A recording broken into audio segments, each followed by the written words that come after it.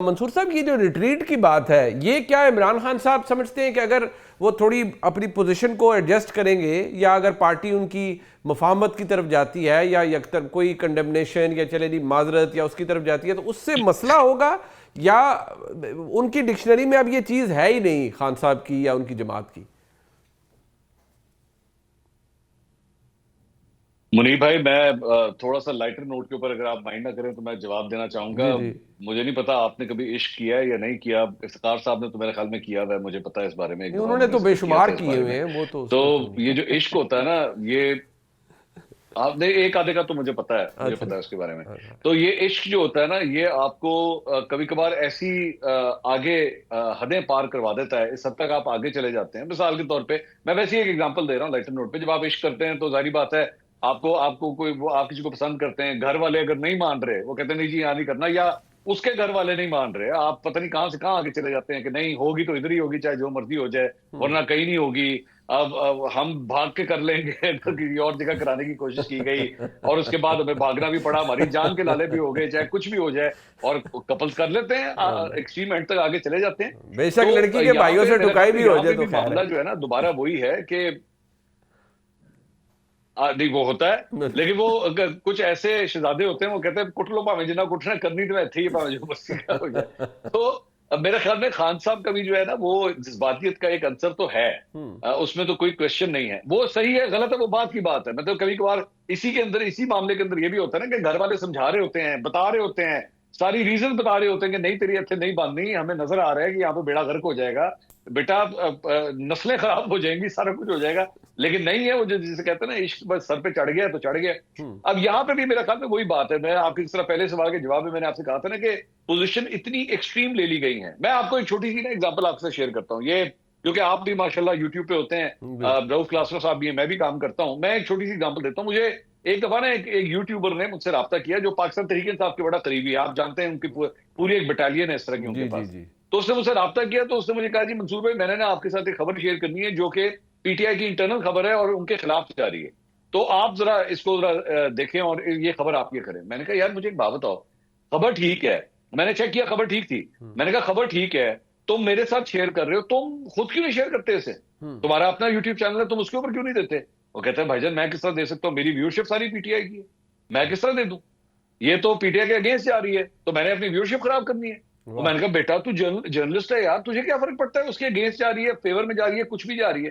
تو اس نے کہا نہیں میں نہیں یہ کر سکتا، یہ آپ ہی کریں گے اگر آپ نے کرنی ہے. تو میں نے تو صرف آپ کو ٹپ دینی تھی، اب آپ اس کو خود ہی کیری کریں.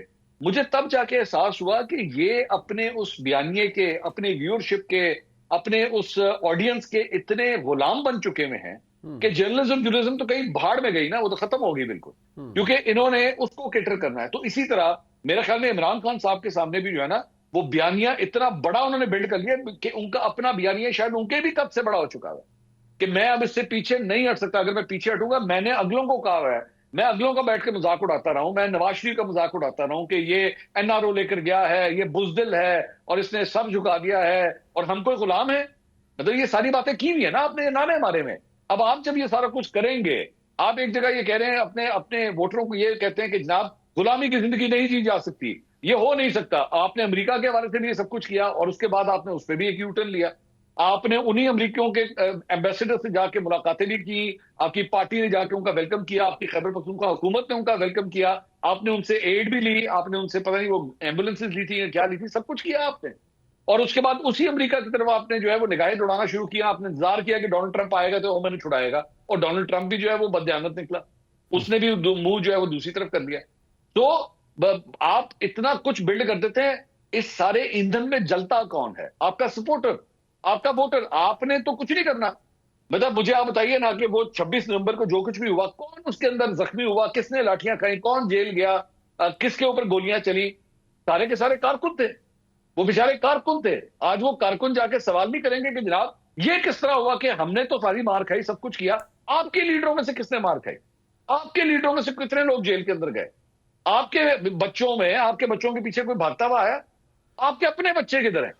آپ نے ہمارے بچے بلا لیے. مجھے آج حیرانگی ہوتی ہے، باہر بیٹھے ہوئے کئی یوٹیوبرز کے اوپر وہ باہر سے بیٹھ کے آوازیں مار رہے ہوتے ہیں، کیوں نہیں رہے؟ عمران خان کو تمہاری ضرورت ہے، سڑکوں پہ کیوں نہیں آ رہے؟ بھائی تو آپ امریکہ بیٹھے ہیں، تو آپ یو کے بیٹھے ہیں. تمہارے اپنے بچے نہیں باہر نکلتے یار. تم خود کیا ان میں سے کئیوں کے ایسے ہیں کہ اپنے رشتے دار ابھی بھی پاکستان کے اندر ہیں, وہ تو نہیں نکلتے, اگلوں کے بچوں کو تم سڑکوں پہ نکالنے کے لیے تیار ہو جاتے ہو. تو ایسا نہیں چلتا نا بھائی. لوگ ایک دفعہ مار کھاتے ہیں, دوسری دفعہ کھاتے ہو, تیسری دفعہ سوال کرتے ہیں کہ بھائی آپ اپنے بھی تو نکالیں, آپ اپنے نکالیں, ہم بھی اپنے نکال لیں. میں کلاسا صاحب اگر سر سوال رکھ پاؤں, دیکھیے جو ابھی جناب افتخار صاحب نے فرمایا وہ بڑی اس کے اندر بڑا وزن ہے ان دلائل کے اندر, لیکن ایشو یہ ہے سر کہ نہ تحریک انصاف یہ کہتی ہے ہمارے پاس کچھ, وہ کہتے ہیں نہ سپیس ہے, ہمارے دیوار سے لگا دیا, ہم نے اپنے لیڈر کو نکالنا ہے کم واٹ میں.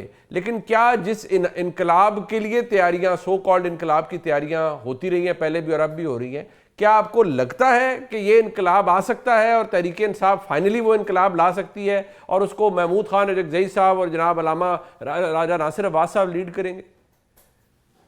میں ان کی افتخار صاحب کی باتوں سے اتفاق کرتا ہوں کہ یہ جو ان کے ذہن میں بیٹھ گیا پی ٹی آئی نے, پتہ نہیں کیسے بیٹھ گیا, آئی ڈونٹ نو, کہ ہم جائیں گے. آپ کو یاد ہوگا پہلے یہ باتیں علی امین گنڈا پور صاحب کہتے تھے, پھر بشرا صاحبہ نے باتیں کرنی شروع کی.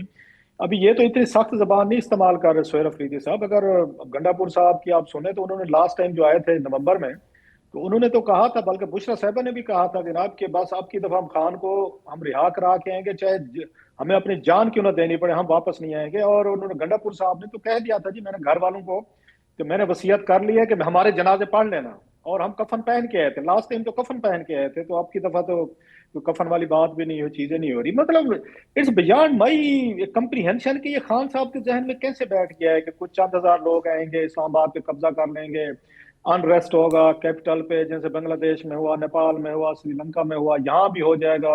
جتھے لے کر آئیں گے, اسلام آباد کی گلیوں سڑکوں پہ چھوڑ دیں گے, خود ان کی لیڈرشپ غائب ہو جائے گی, پھر اس کے بعد کراؤڈ جانے, شہر جانے. یہ ماضی میں کوششیں کی گئی اس طریقے کی. یہ تمام ریزلٹ آپ نے کر کے دیکھے. خود خان صاحب آپ کو یاد ہوگا 25 مئی کو 2022 میں خود جلسہ یا جلوس اور وہاں سے جتھا لے کے آئے تھے خیبر پختونخوا سے, لوگوں سے قرآن پہ حلف لیے تھے, ڈنڈے شنڈے سب کچھ آپ نے دیکھا تھا, وہ ساری ویڈیوز بنی تھی. اس کے باوجود بھی خان صاحب اپنی مرضی کے ریزلٹ نہیں لے سکے تھے. جب وہ جیل سے باہر تھے, خود لیڈ کرتے تھے, ان کو گولی لگی ہوئی تھی, وہ لاہور سے آئے تھے. وہ آپ کو یاد ہوگا آرمی چیف کی اس میں 2022 میں نومبر میں جب ان کی وہ ہونے لگی تھی, اپوائنٹمنٹ ہونے لگی تھی. سو خان صاحب کے ماضی کے جتنے بھی لانگ مارچز ہیں, جتنے اچھا 2014 کا ہم نے دیکھا 126 دن بیٹھے رہے, اس کے باوجود ریزلٹ نہیں آیا. اور بہت ساری مثالیں دی جا سکتی ہیں کہ گنڈا پور صاحب نے کوششیں کی, بشرا صاحبہ نے کی, خان صاحب نے دیکھا. لیکن یہ کون سی بات ان کے ذہن میں پھنس گئی ہے کہ 5-10 ہزار بندے کے ساتھ آپ 25 کروڑ کے ملک میں انقلاب لا سکتے ہیں. اور یہ بات آپ کو یاد ہے کہ سلمان اکرم راجہ صاحب نے کئی دفعہ بڑی انہوں نے سمجھدار والی بات کی ہے, جس پہ ان کو گالیاں بھی پڑتی ہیں اپنی پی ٹی آئی جماعت سے. انہوں نے کہا بھائی صاحب انقلاب لانا ہے تو 5-10 ہزار بندے سے نہیں آئے گا, یہ آپ کو 10 لاکھ بندہ لانا پڑے گا. یہ الفاظ وہ کہہ چکے ہیں, جس پہ پوری پی ٹی آئی ناراض ہو گئی تھی ان سے. اور وہ بات تو ٹھیک کہہ رہا ہوں, انہوں نے بلکہ گنڈا پور صاحب کو کہا تھا کہ آپ جناب 5-10 ہزار بندہ لے آتے ہیں, 2-3 ہزار بیچارہ زخمی ہو جاتا ہے وہاں سے, گولیوں سے, آنسو گیس سے, لاٹھی چارج سے, 2-2.5 ہزار پکڑا جاتا ہے, آپ 4-5 ہزار واپس لے جاتے, پھر اگلی دفعہ آپ 10 ہزار اور بندہ لے آتے ہو.